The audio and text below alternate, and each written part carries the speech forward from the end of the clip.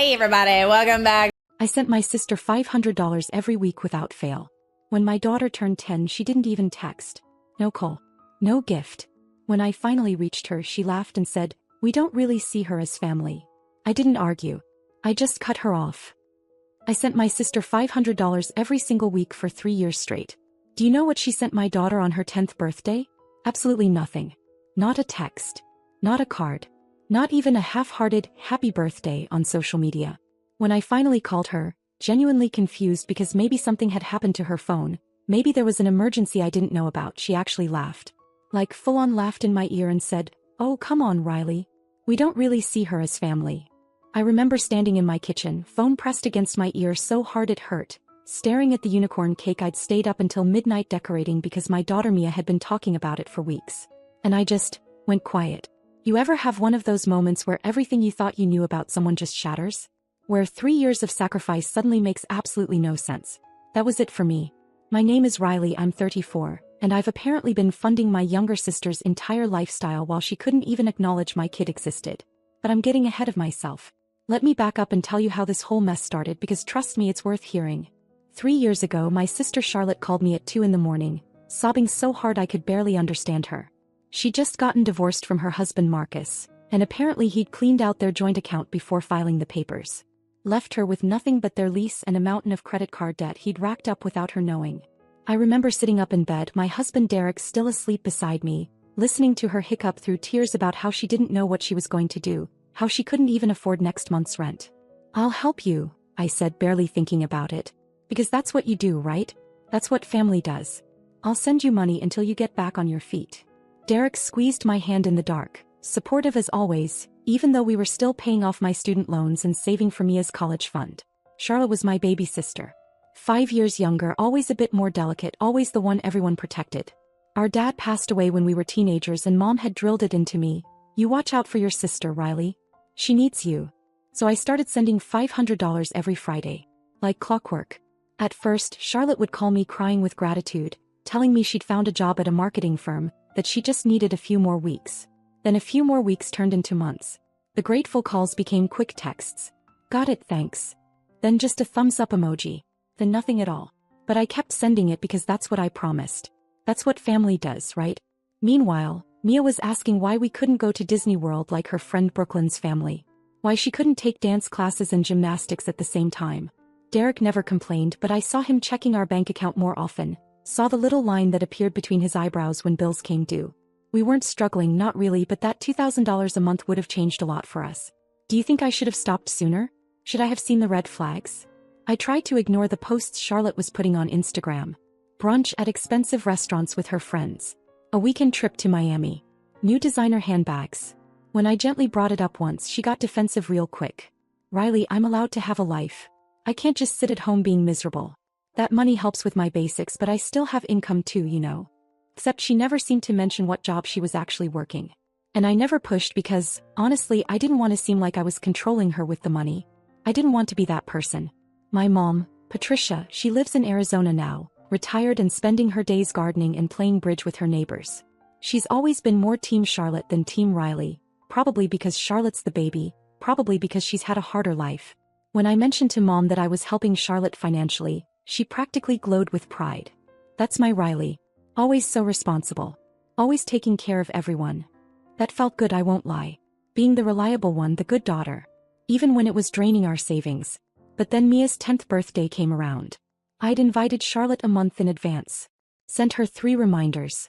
The party was on a Saturday, nothing fancy, just pizza and that unicorn cake and about 15 screaming 10-year-olds running around our backyard. Mia kept asking all morning, "Is Aunt Charlotte coming? When will she get here?" Kept checking my phone. No texts. No missed calls. I called Charlotte twice, went to voicemail both times. The party came and went. Mia blew out her candles surrounded by friends and grandparents on Derek's side, but I could see her scanning the crowd looking for her aunt. That night, after we'd cleaned up and Mia was in bed, I tried calling again. This time Charlotte picked up. "Hey. Sorry, crazy day," she said, and I could hear music and laughter in the background. She was at a bar or a club, clearly having forgotten entirely. "You missed Mia's birthday party," I said, keeping my voice level. "Oh shit, was that today? Riley, I'm so sorry, I completely spaced. Things have been insane. I'll make it up to her, I promise. You could start by at least texting her. She's 10, Charlotte. She understands enough to know when someone doesn't care. There was a pause and then Charlotte laughed. Not a nervous laugh. A genuine, almost amused laugh. Come on, Riley. Don't be so dramatic. Kids forget this stuff in like 2 days. Besides, we don't really see her as family like that, you know? I mean, I'm her aunt, but it's not like we're close or anything. You guys live your life, we live ours. We don't really see her as family. Those words just hung there in the air between us. I could hear someone calling Charlotte's name in the background, telling her to come do shots. My sister, who I'd been supporting for 3 years, who I'd sacrificed for, who I'd defended to Derek when he gently suggested maybe it was time to cut back, was telling me she didn't consider my daughter family. I have to go, I said quietly. Okay, tell me a happy birthday from me. Love you. She hung up before I could respond. I sat there on my couch still holding the phone and Derek came over and put his arm around me. What did she say? He asked. I told him. Word for word. And I watched his jaw tighten in that way it does when he's really angry but trying to stay calm for my sake. You know what you need to do, he said simply. And I did. Oh, I absolutely did. But actually doing it, that was going to be harder than I thought. Because cutting off Charlotte meant admitting I'd been wrong. Meant facing Mom's disappointment. Meant accepting that maybe the sister I thought I had didn't actually exist. But something had shifted in me during that phone call. Something fundamental. You don't get to take my money and disrespect my child. You don't get to live off my sacrifice while treating us like we're nothing. I didn't argue with Charlotte that night. Didn't explain myself. Didn't give her a chance to apologize or make excuses. I just made a decision right there, sitting on my couch with Derek's arm around me and my daughter's unicorn cake sitting on the kitchen counter with one slice missing. On Monday morning I canceled the recurring transfer. 3 years of $500 every single week just stopped. And then I waited to see how long it would take Charlotte to even notice. But you know how long? You might be surprised. Or maybe you won't be. Maybe you already know exactly how this kind of person operates. Either way, what happened next was just the beginning of how I took back control of my life from someone who saw my generosity as an entitlement rather than a gift. It took Charlotte exactly 11 days to notice the money stopped. 11 days. 3 years of support and she didn't even check for almost 2 weeks. When she finally did call, I was at Mia's soccer practice, sitting on those uncomfortable metal bleachers next to Derek. I saw her name flash on my screen and my stomach dropped. You going to answer that? Derek asked, already knowing the answer. I let it ring. She called back immediately. Then again. Then the texts started flooding in. Hey, did you forget to send the transfer? Riley? The money didn't come through, can you resend? Riley. I have bills due. What's going on? I waited until we got home until Mia was in the shower before I finally called her back. What the hell, Riley? Charlotte's voice was sharp. All that sweet baby sister energy completely gone. I've been waiting for that money. My landlord is threatening to evict me. I stopped sending it, I said simply. Silence. Then, what do you mean you stopped? You can't just stop. I'm counting on that money. For 3 years, Charlotte. I helped you for 3 years. And you couldn't even send my daughter a text on her birthday. Oh my God, are you seriously still on that? I said I was sorry. You're going to ruin my life over a kid's birthday party? A kid's birthday party. Not even using Mia's name. I'm done, I said. Figure it out yourself. Riley, wait. I hung up. And then I blocked her number because I knew what was coming next. The manipulation, the tears, the guilt trips. I'd seen Charlotte work this magic on everyone our whole lives. Not this time. What I didn't block was the calls that started coming from my mom 2 days later. Riley Marie, what is going on? Charlotte called me hysterical. She says you abandoned her, that she might lose her apartment. What happened to being there for family? Do you think I should have just told my mom everything right then? I tried to explain. The birthday, the comment, the 3 years of money disappearing into Charlotte's lifestyle while we sacrificed. But Mom cut me off. So you're punishing her for one mistake? Riley, she's your sister. She's struggling. You of all people should understand that family comes first. My daughter is family too, Mom. Oh, don't be so sensitive. Charlotte loves Mia. She's just busy, she's going through things. She said Mia isn't really family, I interrupted. Her exact words, Mom. We don't really see her as family. Another pause. Shorter this time. She didn't mean it like that. You know how Charlotte gets when she's stressed. And there was the same excuse I'd heard my whole life. Charlotte gets a pass because she's stressed, because she's sensitive, because life is harder for her somehow. Never mind that I'd lost the same father, dealt with the same struggles, and somehow managed to build a life without treating people like ATMs. I'm not changing my mind, I said. Then you're being selfish, Mom said and hung up on me. My own mother hung up on me for not continuing to bankroll my sister's life. I won't lie, that hurt. But I cried in Derek's arms that night wondering if I was actually the villain in this story. But Derek, bless him, just held me and said, "You know what Charlotte's problem is? Nobody's ever let her fail. And now she has to learn." The next few weeks were quiet. Too quiet. No calls from Charlotte or Mom. My Aunt Susan, Dad's sister who lives in Oregon, called once to mediate, but when I told her the full story she just sighed and said, "Your mother never could see Charlotte clearly. I'm proud of you, honey." That helped. A little. Then about 6 weeks after I cut Charlotte off, something surprising happened. I was at Target with Mia, letting her pick out new school supplies when my phone rang. I almost didn't answer, but something made me pick up. "Riley." Mom's voice was different. "Plumber, can we talk?" "I'm listening." "Charlotte came to visit me last week. Showed up at my door at midnight, wanted money for rent. Said you'd ruined her life and I needed to help." Here we go, I thought. Mom calling to guilt me into resuming the payments. I told her no, Mom said. "Wait, what? You what?" I told her no. And then I sat her down and we had a very long conversation about the last 3 years. About where all that money was actually going. About her priorities. Mom paused. "Riley, did you know she's been working part-time at a boutique for the last year? 20 hours a week. She told me she couldn't find full-time work, but when I pushed she admitted she didn't want to work more because it would interfere with her social life." I was standing frozen in the school supply aisle, Mia tugging on my hand asking about sparkly notebooks, and my mother was finally, seeing what I'd been dealing with. "She's been taking advantage of you," Mom continued. "And I enabled it by making you feel obligated." "I'm sorry, Riley. I'm so sorry." I actually had to sit down on the floor right there in Target. Mia looked concerned, but I just pulled her close. "What did you tell her?" I managed to ask. "I told her to get a second job. That the gravy train was over. That she's 29 years old and it's time to grow up." Mom's voice got softer. "And I told her what she said about Mia was unforgivable. That if she wants any relationship with this family going forward, she needs to start acting like family actually matters." You could have knocked me over with a feather. My mother, Queen of Team Charlotte, had finally drawn a line. How did she take it? Mom laughed, but it wasn't a happy sound. About as well as you'd expect. Lots of tears, lots of accusations. But I didn't budge. She left yesterday. I haven't heard from her since. We talked for another 20 minutes. Mom apologized 3 more times. Told me she was proud of me for setting boundaries. Asked about Mia, really asked in a way she hadn't in years. Felt like I was getting my mother back. But here's the thing about consequences. They don't work if they're temporary. And what happened over the next few months would test everyone involved, including me. Because Charlotte wasn't done yet. Not even close.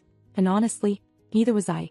Because when she finally came crawling back, when her situation got really desperate, I had a choice to make. Would I be the bigger person? Or would I let her really feel what it's like to be on her own? What do you think I did?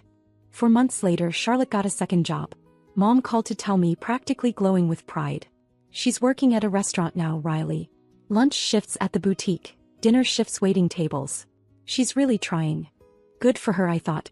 But I stayed quiet because honestly, I was still hurt. The fact that my sister needed to hit rock bottom before acting like an adult didn't exactly inspire forgiveness. 2 weeks later, Charlotte texted. I'd unblocked her number and now I was staring at her message. "I know I messed up. I got Mia a birthday present. I'm 5 months late, but can I drop it off?" I asked Mia what she thought. My daughter shrugged. "I guess. If she wants to." Charlotte showed up that Saturday looking different.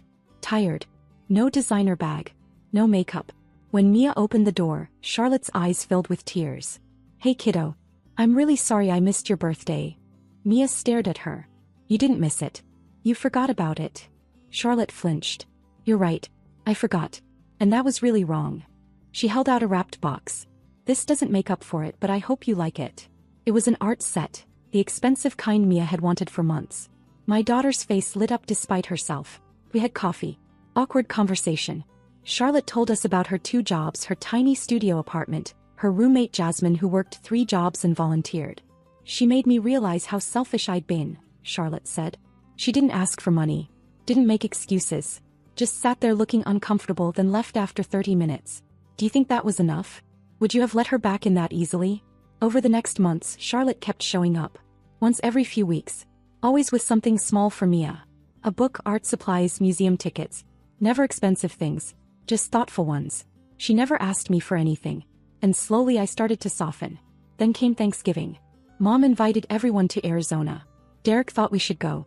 Mia should see her family together, he said. Charlotte was already there helping Mom cook. She looked healthier. When she saw us, she hugged Mia first, then me.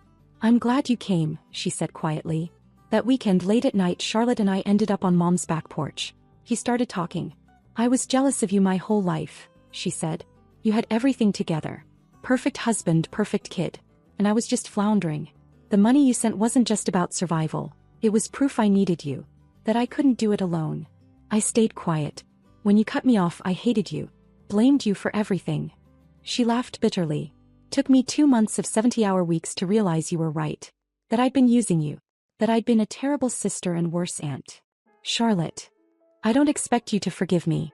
But I want you to know I'm trying. Not for money. I don't want your money anymore, Riley. I want to be someone Mia can look up to. Someone you can be proud to call your sister. Under those Arizona stars, I finally let go of my anger. I never stopped being proud of you, I said. I was just waiting for you to be proud of yourself. We both cried. Hugged. Started over. It's been 8 months since that Thanksgiving. Charlotte still works 2 jobs, pays her own bills, has her own place. She sees Mia twice a month, never misses important events. She calls just to talk, not because she needs something. Mom apologized 6 more times before I told her to stop. She finally sees that helping someone sometimes means letting them fall. Is our relationship perfect? No. There's still tension sometimes, moments when I remember those 3 years and feel that flicker of resentment. But we're family. Complicated, messy, imperfect family. Derek was right. Charlotte didn't need my money. She needed to learn she could survive without it. And I needed to learn that boundaries don't make you a bad sister. They make you a strong one. So that's my story. What do you think? Did I do the right thing? Should I have cut her off sooner? If you enjoyed this, please like the video. And if you disagree with how I handled things, I really want to hear your thoughts in the comments. What would you have done? Thank you so much for watching. Thank you so much for watching. Thank you so much for watching. Today I'm reacting to your absolutely demented wedding drama. These are all from the Charlotte Debray YouTube subreddit. If you haven't followed that subreddit, what are you waiting for? Get involved in the community, share your stories. I'm having so much fun reading them. And don't forget to like and comment and upvote other people's stuff. And maybe, just maybe, you might see your story on the channel. God, now I'm gonna be doing these videos and like getting inspo. Some of you watch these videos and you're like, how do I not be a bridezilla? Oh, I will watch Charlotte's videos. I will watch my videos and say, okay, how do I be even more demented on my wedding day? Inspo! Let's make Pinterest boards! Am I the a-hole for leaving my husband during our wedding day? This is from Reddit user Qley. I, 28 female, left my husband, 29 male, on our wedding day. And now I'm questioning if I was in the wrong. Well, I'll tell you, honey. But first... We've been together for 5 years and engaged for 1. Throughout our relationship, there were moments of doubt, but I always brushed them off, thinking it was just pre-wedding jitters. Okay. I'm gonna need you to elaborate, honey. Our families and friends were excited and the planning went smoothly. My husband is a charming and charismatic guy and everyone seems to adore him. The wedding day itself started off beautifully. The weather was perfect, the venue was stunning, and everything was going according to plan. I feel like I was living a dream as I walked down the aisle toward him. The ceremony was emotional and I was overwhelmed with joy and love as we exchanged our vows. After the ceremony, everything seems great. What's going on, bestie? We moved to the reception. The venue was decorated with twinkling lights, flowers, and everything I've ever dreamed of. As everything progressed, everyone seemed to be having a great time. There were speeches, toasts, and lots of dancing. I felt so happy and blessed thinking about the life we were about to start together. However, during the reception, something happened that changed everything. I went to the bridal suite to freshen up and overheard my husband having a conversation with his best man just outside the door. Oh God, did anyone else's heart rates just like pitter patter, pitter patter? At first I thought it was just typical guy talk, but then I heard him say something that made my blood run cold.